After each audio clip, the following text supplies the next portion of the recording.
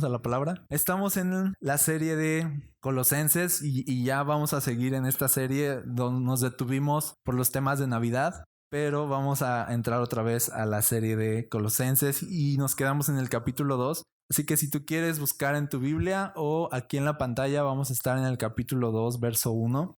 Dice la palabra, quiero que sepan, está hablando el apóstol Pablo desde la cárcel. Dice, quiero que sepan cuánta angustia he sufrido por ustedes y por la iglesia de la Odisea y por muchos otros creyentes que nunca me conocieron personalmente. Quiero que ellos cobren ánimo y estén bien unidos en fuertes lazos de amor. Quiero que tengan la plena confianza de que entienden el misterioso plan de Dios que es Cristo mismo. En Él están escondidos todos los tesoros de la sabiduría y el conocimiento. Les digo esto a ustedes para que nadie los engañe con argumentos ingeniosos, pues si bien estoy lejos, mi corazón está con ustedes. Y me alegro de que viven como deben hacerlo y de que su fe en Cristo se mantiene firme. Empieza Pablo diciendo que está sufriendo y ha sufrido muchas angustias, dice, por la iglesia. Ha sufrido mucho. Pablo estaba luchando y en otra versión dice así como de, quiero que sepan cuánto he contendido, cuánto he peleado, cuánto he luchado por ustedes y porque ustedes estén completos en su fe. Fíjense cómo el verso 2 habla de esto, o sea, de que dice, quiero que cobren ánimo, que estén bien unidos en fuertes lazos de amor, que tengan la confianza de que entienden el misterioso plan de Dios que es Cristo mismo. O sea, que sepan que Jesús es todo en sus vidas. He luchado mucho, dice, para que estas realidades de la fe en Jesús sean algo que pese en sus vidas. Que la fe en Jesús no sea nada más ideas en su mente, sino que sean realidades que estén viviendo, como por ejemplo un corazón bien animado, un corazón pleno, como por ejemplo una iglesia bien unida, dice, con fuertes lazos de amor. Esas son las realidades de Jesús, de la fe en Jesús. No son solo ideas, no son solo teorías o filosofías, dice, son realidades que deben pesar en nuestras vidas. Pablo luchaba y había ya tenido varias angustias en su vida para que la realidad de Jesús fuera presente y pesada en su vida. Y él está así como de, quiero que entiendan que en Cristo, leí hasta el verso 4, ya no, verso 4 dice, les digo esto a ustedes para que nadie los engañe con argumentos ingeniosos, pues si bien, así lo leí. Ya me acordé. Fíjense, dice, y me alegro de que viven como deben hacerlo, y esto es a lo que voy, y de que su fe en Cristo se mantiene firme. Que nadie los engañe como de que Jesús no es suficiente. Eso es lo que está diciendo. Que nadie les diga que aparte de Jesús necesitan algo más. Que nadie les diga que Jesús es una cosa, pero que aparte necesitas agregar principios, filosofías y más cosas para de verdad estar pleno. Y dice, no, ustedes ya están completos en Jesús. Ustedes están plenos en Jesús. Y dice, y me alegro de que ustedes se mantienen firme en esa realidad. Entonces Cristo es todo. Algo que nos dice la Biblia una y otra vez aquí es, Cristo es todo. Manténganse firmes en Él. Alégrense en Él, no en otra cosa. O sea, nos alegramos por muchas cosas, pero que tu alegría siempre esté fundada en Jesús. Alégrense en Jesús, porque Jesús es todo. Por ejemplo, descansen en Jesús, lo hablábamos ahorita. Descansen en Jesús, oren a Él, confíen en Él, dependan de Él, acudan a Él, obtengan todo lo que necesitan de Él. Eso es ver a Jesús como nuestro todo. O sea, necesito algo, voy a Jesús. Tengo temor, voy a Jesús. Estoy cargado, voy a Jesús. Estoy triste, voy a Jesús. Siento que no la armo en la vida, voy a Jesús. Voy a Jesús una y otra vez. Y Pablo dice, estoy bien contento de que sean personas que van a Jesús cuando se saben incompletos. Estoy bien contento de que no, y dice, y tengan cuidado de no dejarse llevar por otras cosas que les digan, ok, ¿te sientes así? Mira, te voy a enseñar. Y a veces tomamos a Jesús como la base de nuestra fe, a lo mejor nada más como un decorativo, pero en realidad agregamos muchas otras cosas y muchos otros principios para decir, si tú haces esto, si tú logras esto, si tú piensas así, si tú logras cambiar tu mentalidad en este sentido, entonces tú vas a lograr cierta plenitud. No funciona así. No, el cristianismo se trata no de principios, se trata de una persona. Nuestra fe no se trata de filosofías huecas, como dice aquí. Se trata de un Dios que se hizo hombre y vino a la tierra para salvarnos, murió en una cruz y resucitó. Y de eso se trata nuestra fe. De una persona que vino a salvarnos y que hoy vive en nosotros. Esa es la vida cristiana. Y dice Pablo, no se muevan de ahí. No se muevan de Jesús. No se dejen engañar. Jesús es todo. Pero fíjate algo, para que la realidad de Jesús pese en nuestra vida, va a haber enemigos en el camino. Va a haber procesos que pasaremos, va a haber trayectos que tendremos que recorrer. Pablo por eso les está diciendo, quiero que sepan, por así decirlo, quiero que sepan que he recorrido un trayecto nada fácil. Pero todo este trayecto ha sido para poder ver la realidad de Jesús en mi vida y en sus vidas. Dice, quiero que sepan que no es fácil. Quiero que sepan todo lo que he sufrido. A veces, como cristianos, pensamos que lo mejor para dar a conocer a Jesús es que nadie sepa cuánto batallamos. Que nadie sepa, que crean que, o sea, la armamos bien chido, parejito, ¿no? Que crean que el entusiasmo que tenemos es gratis. O sea, de que me levanto así como la Cenicienta, abro mis ventanas así, ¿no? Y de pronto los animales, o sea, se me suben al hombro y ya está, o sea, ya está la alegría ahí, ¿no? Gratis. Y dice Pablo, no, yo quiero que sepan que no es fácil. Dar a conocer a Jesús no es engañar a la gente, ¿sí? No es así de cómo, y yo sé que lo hacemos a lo mejor en buen plan así, pero de que siempre queremos decir que estamos bendecidos y que estamos con todo. Y Pablo dice así de, ¿cómo estás, Pablo? No, quiero que sepas que no ha sido fácil, que ha sido un trayecto difícil. Quiero que sepas que he sufrido un montón, pero que desde ahí he aprendido a ver a Jesús. Y quiero que sepas que Jesús no me ha dejado. Esa es la idea, dar a conocer a Jesús no es engañar a la gente de que esta es la vida más parejita. Este es el trayecto más fácil, no. Hasta se ríen unos, ¿no? Así de no espanten tampoco a la gente. O sea, pero sí dice, o sea, quiero que sepan que hay procesos. Quiero que sepan que hay trayectos que hay que recorrer. Quiero que sepan eso.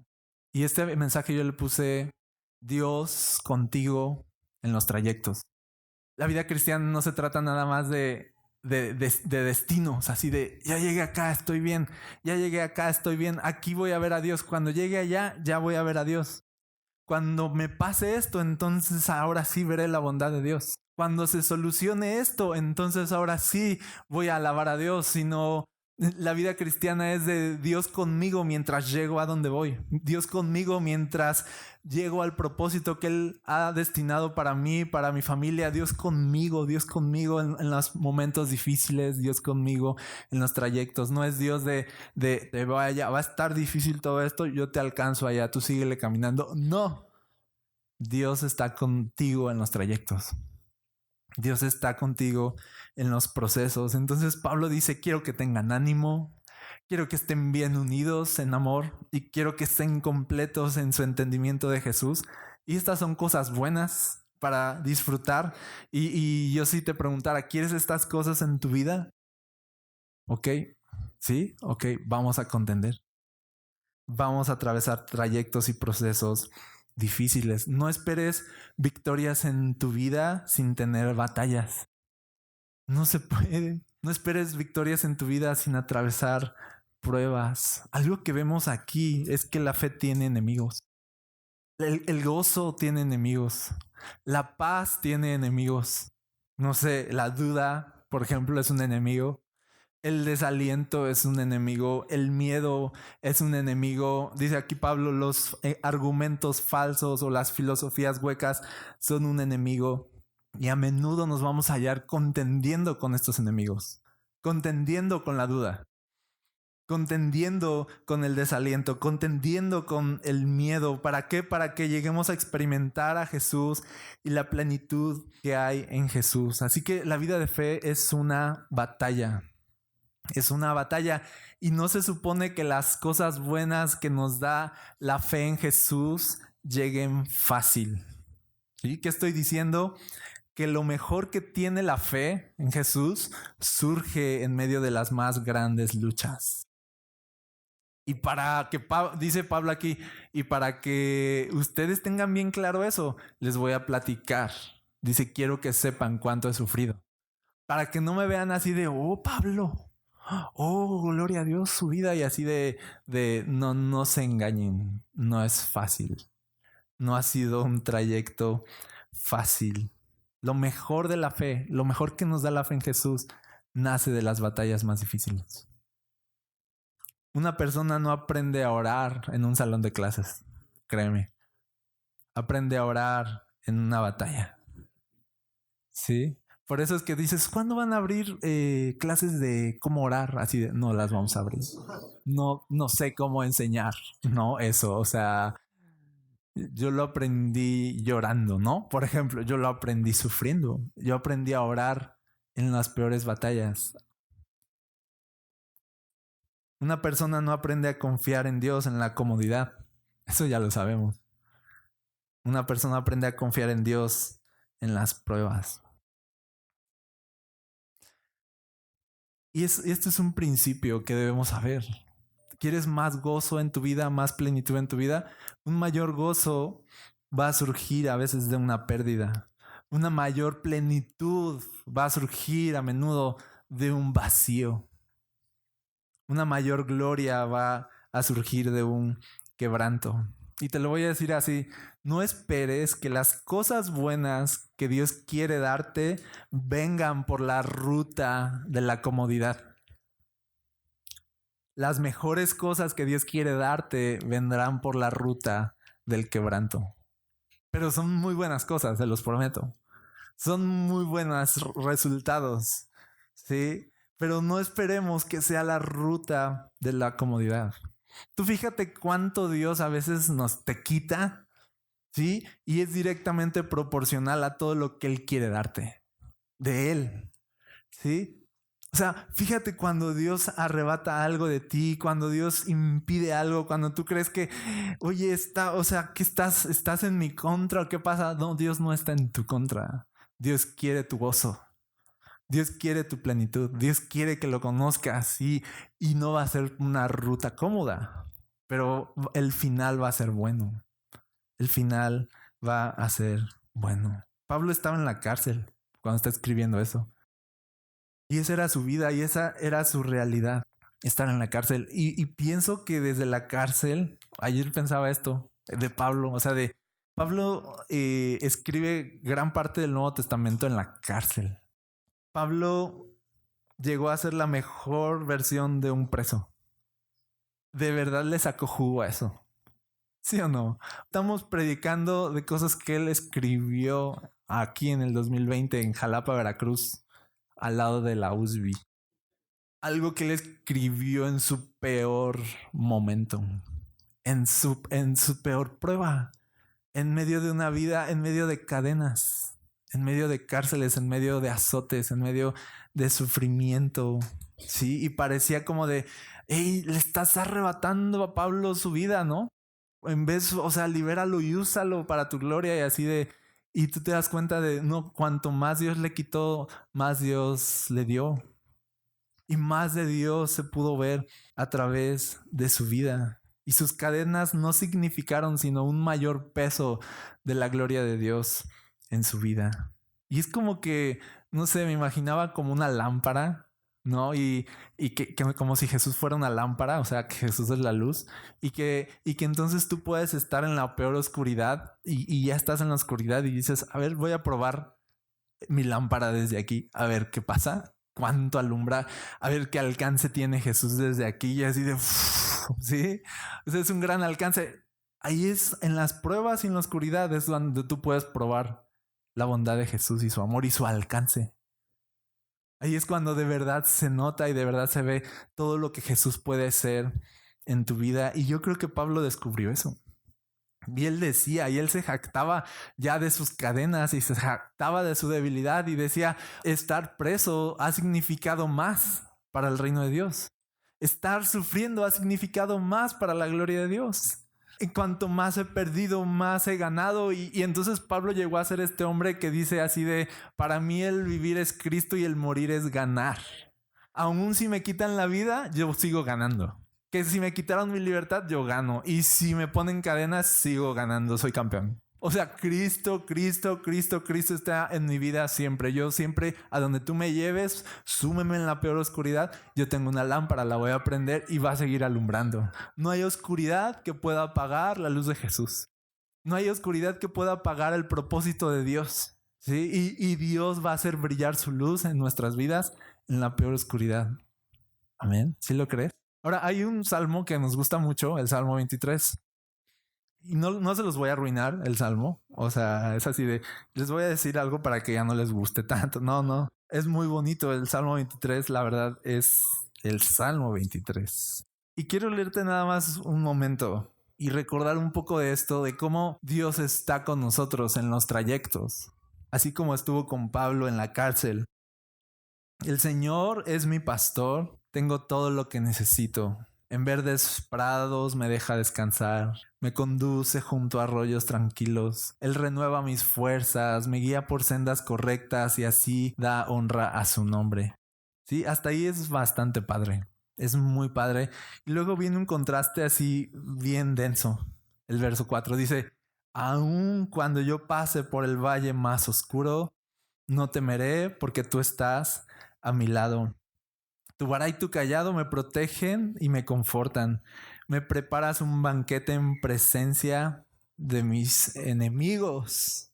Y dices, pasamos de los caminos confortables, de los verdes pastos, de aquí de me haces descansar y así parece. Pasamos de esos caminos confortables a las peores oscuridades y tormentos, así de un momento a otro. Y el Salmo no dice, el Señor es mi pastor, me lleva siempre por caminos fáciles y confortables. Él nunca permitiría que yo tuviera que atravesar caminos difíciles porque me ama. No dice eso, dice, el Señor es mi pastor en la luz, el Señor es mi pastor en la oscuridad. El Señor es mi pastor cuando todo va bien, el Señor es mi pastor cuando todo va mal. Y en el Reina Valera me gusta que usa la palabra aunque ande en valle de sombra y de muerte. Dios es mi pastor aunque.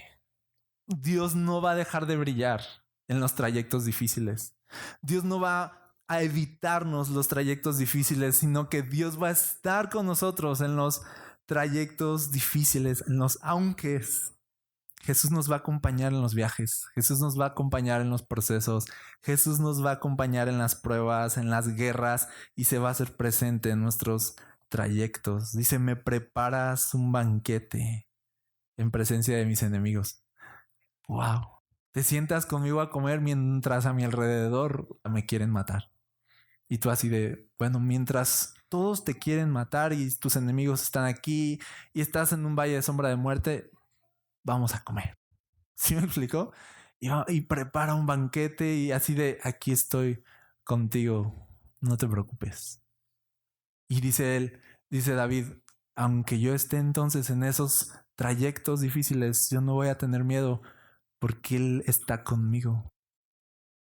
Porque su amor está ahí. ¿Sabes algo que no sé si has notado? Es que el Salmo 23 empieza hablando a nosotros así de, hey, les platico que el Señor es mi pastor, que nada me falta. Les platico que en lugares de delicados pastos me hace descansar y Él no renueva mis fuerzas y me guía. Pero el verso 4, cuando se pone denso, ya no nos habla a nosotros, ya le habla a Él. Y dice, aunque ande en valle de sombra de muerte, no temeré mal alguno, porque tú estarás conmigo y tu vara y tu callado me infundirán. Se empieza a poner esto bien personal, se empieza a poner esto más íntimo. Porque en la oscuridad es cuando aprendemos a tener intimidad con Dios. En la oscuridad es cuando se desarrolla nuestra intimidad con Dios. Sí, ya lo sabemos, solo que no nos gusta la oscuridad y los valles de sombra y de muerte. Y queremos crecer en Jesús en los verdes pastos. Y queremos decirle, aquí déjame, aquí está bien. Yo desde aquí voy a aprender a amarte y a seguirte, vas a ver, seré el mejor. No, yo a veces la vendo así, no me ha hecho caso. Así de, ya aquí nos quedamos, aquí está bonito. Pero he aprendido que cuando Él nos lleva a trayectos difíciles, es para que tengamos más comunión, para que tengamos una mejor amistad, para que el amor que tenemos hacia Jesús crezca. Y me encanta David diciendo así, les está platicando así, Dios esto y Dios hace esto y Dios es bien bueno conmigo. Y de pronto se va a los momentos en los que él sabe que ha estado en oscuridad y ya voltea a él y dice, tú estás conmigo, te amo. ¿Sí me explico?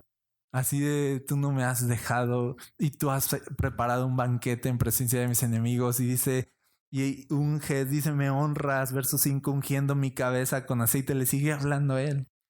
Mi copa se desborda de bendiciones. Ciertamente tu bondad y tu amor inagotable me seguirán todos los días de mi vida. Y en la casa del Señor viviré por siempre.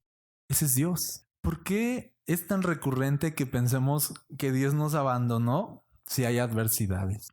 Adversidades siempre habrá, pero Dios nunca nos dejará. Esa es la verdad en la Biblia. No pienses de si hay adversidades, ¿dónde está Dios? Sino de si hay adversidades, aquí está Dios. Eso es lo que David está diciendo. Sí, las circunstancias malas no ponen en duda el amor de Dios y su cuidado hacia nosotros. Las circunstancias malas solo realzan su bondad y su grandeza. ¿Sí? No pongas en duda de, Dios me abandonó, Dios me dejó. Te voy a decir algo que tú puedes, o sea, si has creído en Jesús, tú puedes agarrar esto para toda tu vida, hasta el día de tu muerte y poder decir, Dios nunca me va a dejar. Dios está conmigo. Dios está conmigo. Aunque ande en valle de sombra de muerte, Dios está conmigo. Nunca permitas que el enemigo o tu corazón dude de que Dios está contigo. Si hay algo a lo que te puedes aferrar toda tu vida así de a gratis, aferrarte y decir, es esto, Dios está conmigo siempre. Dios no me ha abandonado, Dios no me ha dejado, Dios todavía está conmigo. Su bondad, su favor, su amor todavía están conmigo. Incluso mi copa está rebosando, incluso Él unge mi cabeza con aceite aún ahora y Él está conmigo y Él no me va a dejar. Esa es una seguridad que podemos aferrarnos a ella toda la vida. ¿Sí? Ya no seamos como niños en eso.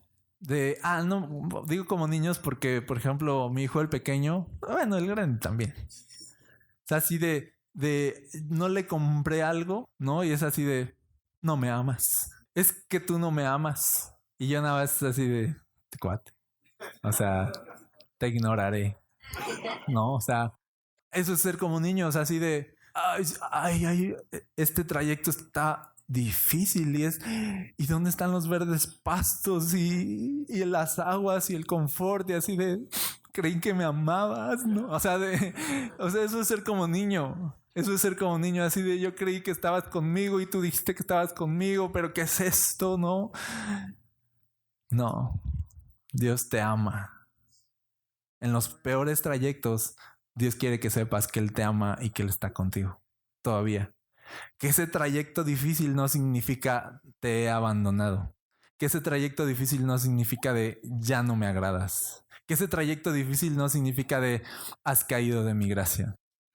Olvida eso, por favor. Olvida eso. ¿Cómo crees que Dios te va a dejar de amar? ¿Cómo crees que Dios te va a abandonar? Él te ama y Él no te va a dejar nunca. Dios sigue siendo Dios en tus trayectos. Dios sigue siendo Dios en el camino, ¿sí? Y esos trayectos, digo, lo pongo así porque son trayectos, solo son trayectos. No es como que así va a ser siempre. Son momentos, son dificultades que vas a atravesar. A veces son trayectos de una semana, a veces son trayectos de un día, a veces son trayectos de años, ¿sí? Pero Dios sigue siendo Dios en los trayectos. Su amor sigue siendo real en tu vida. No vuelvas a dudar. No vuelvas a dudar. Acuérdate de mi hijo diciéndome eso y no vuelvas a dudar así de, no, Dios te ama muchísimo y Dios está contigo. Los momentos malos solo van a servir para dejarnos ver lo bueno que es Dios con nosotros. Dice, Dios sigue siendo Dios aunque ande en valle de sombra de muerte. Hay otro versículo de aunque que nos gusta mucho, Habacuc. Tú sigues siendo Dios, dice Habacuc 3:17, aunque todavía no florece la higuera, ni hay uvas en los viñedos, ni hay tampoco hay aceitunas en los olivos, ni los campos han rendido sus cosechas, aunque no hay ovejas en los rediles, ni vacas en los corrales. O sea, está muy grueso esto. O sea, dice, tú sigues siendo Dios, aunque no hay nada visible que yo pueda decir por qué esto y por qué lo otro y por qué hay vacas y por qué hay está floreciendo la higuera y hay uvas en los viñedos y entonces yo digo gloria a Dios por esto y gloria a Dios por esto. O sea, dice, aunque no haya nada de esto y no haya nada visible que yo pueda decir, claro que Dios está conmigo porque esto y fíjate porque aquello. Dice, aunque no haya nada, aunque yo no te pueda presentar pruebas, ni pueda presentarle pruebas a mi corazón de la bondad de Dios, yo sé que Dios es muy bueno y que está conmigo. ¿Sí? No necesito pruebas, no necesito pruebas. Hay una convicción en mi corazón y hay una fe en mi corazón de Dios está conmigo a una hora. Aunque esté oscuro, a una hora, Dios está conmigo. Aunque no haya nada de esto, verso 18, yo me alegro por ti, Señor. Me regocijo en ti, Dios de mi salvación. Tú, Señor, eres mi Dios y fortaleza. Tú, Señor, me das pies ligeros como de cierva y me haces andar en mis alturas. Fíjate el contraste tan padre. Igual que el Salmo 23. Valle de sombra de muerte, pero un banquete. Valle de sombra de muerte, pero dice nuestra cabeza ungida con aceite, una copa rebosante.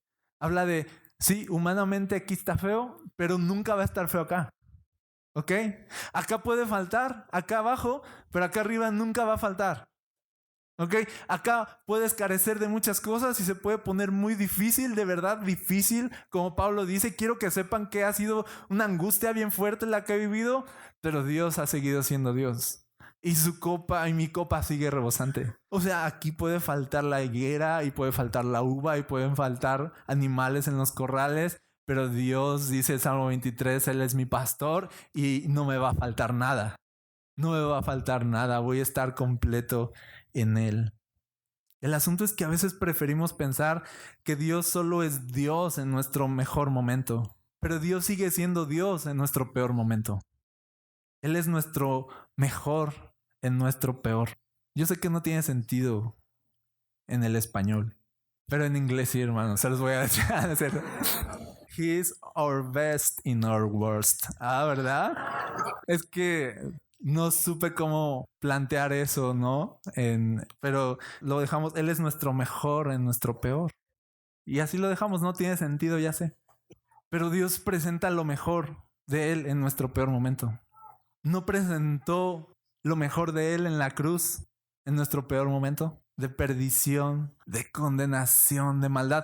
O sea, fíjate la cruz lo que es el peor momento de la humanidad, el peor ejemplo de la maldad humana y hasta dónde podemos llegar de sacrificar a la persona más justa que ha existido y condenarla. Es el hombre en toda su estupidez y necedad y maldad, y así diciendo, tomemos a este hombre y matémoslo. Es el mayor esplendor de la maldad, es nuestro peor momento, ¿sí o no? Humanamente hablando, eso fue lo que le trajimos a Dios, así de, aquí está. Un ejemplo de nuestra necedad, de nuestro pecado y nuestra maldad. ¿Tú qué vas a hacer con eso? Y Dios dice, aquí está. Eso es lo más que yo puedo darles, el amor que les tengo en Cristo Jesús al derramar mi sangre, mientras que ustedes son los que están crucificándolo. Lo mejor de Dios en lo peor del mundo, lo mejor del cielo ante lo peor de la tierra. Y eso es lo que hace Dios todo el tiempo. Nos da lo mejor en nuestro peor. Es un contraste maravilloso. Brilla más fuerte en nuestra peor oscuridad. Nos da mayor consuelo en nuestro mayor dolor. No vuelvas a tener miedo de estar pasando valles de sombra de muerte, porque estás a punto de conocer más a Jesús. Estás a punto de comprobar el poder de Jesús. Estás a punto de conocer lo que Jesús puede hacer con una vida rota o una vida destrozada. Estás a punto de ver más y conocer más a Jesús. Dios sigue siendo Dios en nuestros trayectos. Aunque mi situación no es perfecta, aunque mis circunstancias son complicadas, aunque lo que estoy viviendo no es como que lo más presumible o lo más óptimo, Dios sigue ahí y nos dice, yo soy tu Dios, no te voy a dejar, te voy a bendecir. Y quiero terminar con esta historia que ha estado retumbando en mi corazón esta semana. Es Génesis 28:10. Otro ejemplo del aunque de Dios. ¿Sí? De yo sigo siendo Dios aunque. Yo sigo estando contigo aunque. Y es la historia de Jacob. Tú sabes que Dios dijo a la madre de... o profetizó sobre la madre de Jacob y Esaú. Eran gemelos en su vientre. Y profetiza sobre ellos y dice, yo voy a bendecir al menor.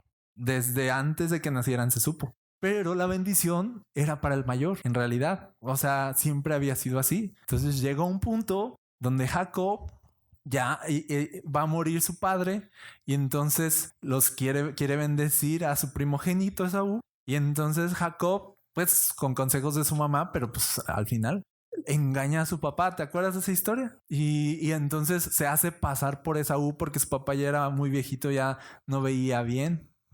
Entonces lo engaña y llega para contárselas así rápido, ¿no?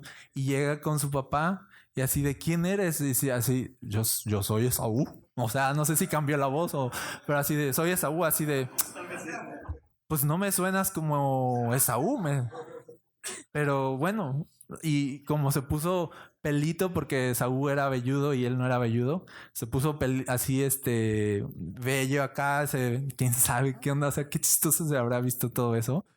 Y así de, mira, cálale, sí soy, o sea, y ahí está así de, no te oyes tu voz, pero sí veo que tienes vello si eres Esaú. Así ahí está en la Biblia. Así está en la Biblia cómo engañar a tu papá, ¿no?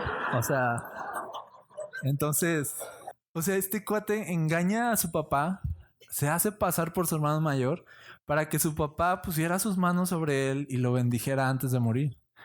O sea, y se salió con la suya.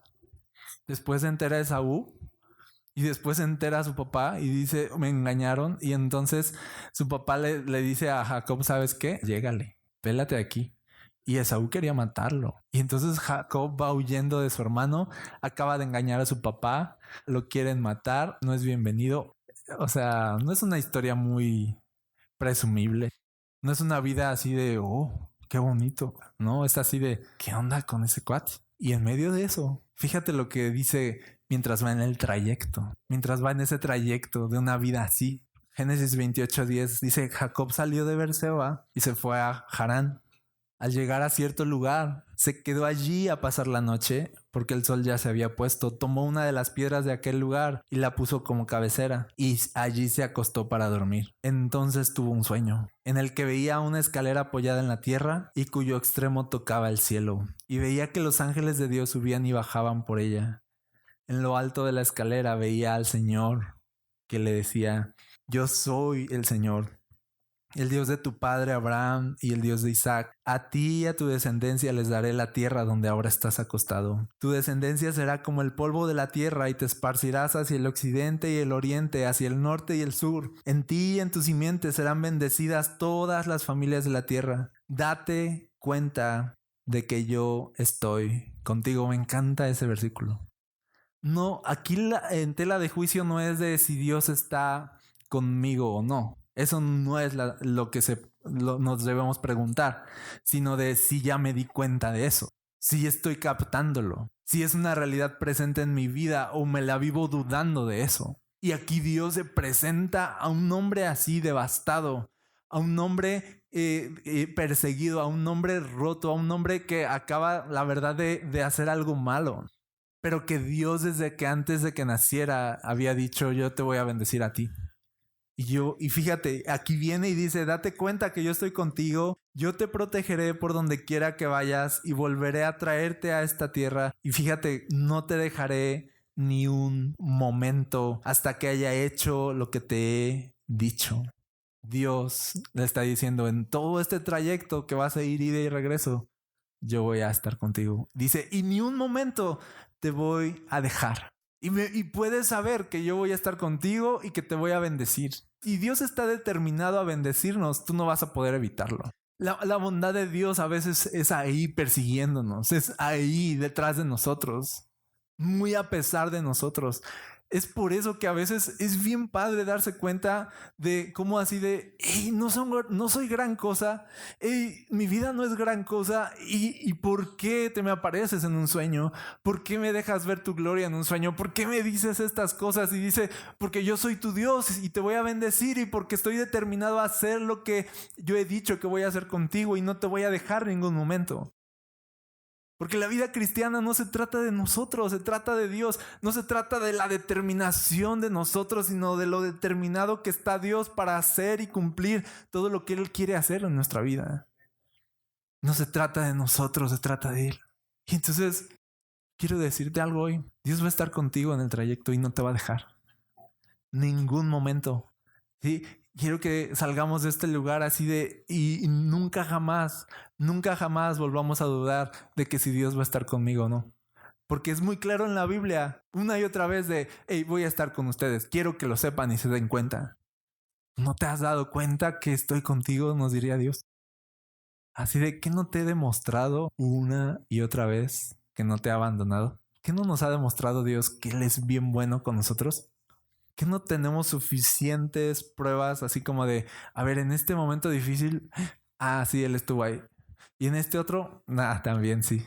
Pero en este, no, sí. No, sí, la verdad sí.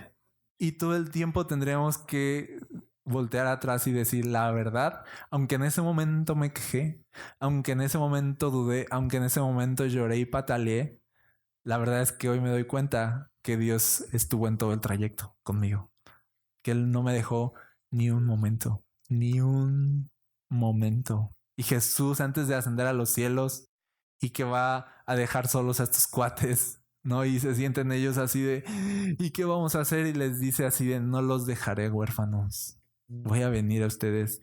Y les dice, y yo estaré con ustedes todos los días hasta el fin del mundo. ¡Qué promesa!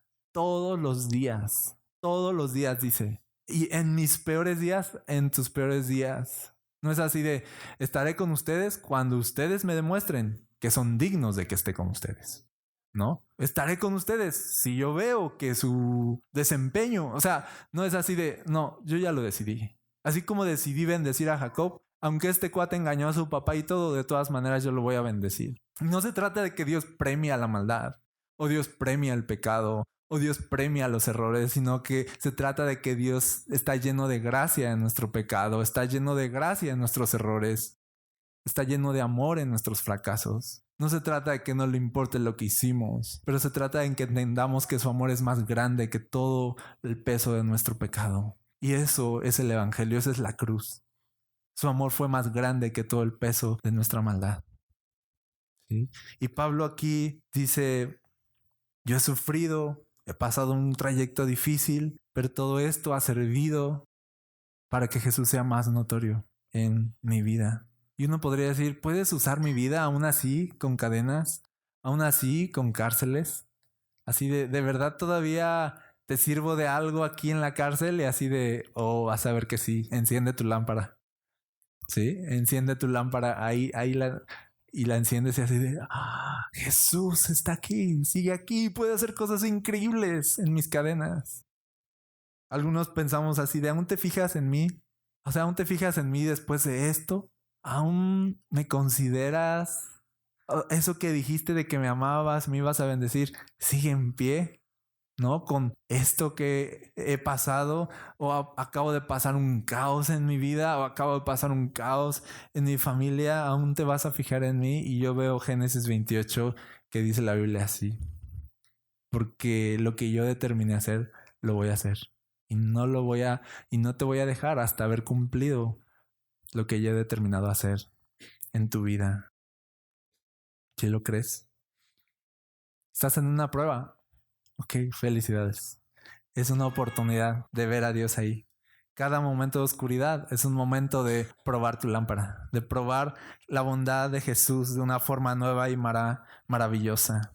Dios es fiel y Dios va a estar con nosotros.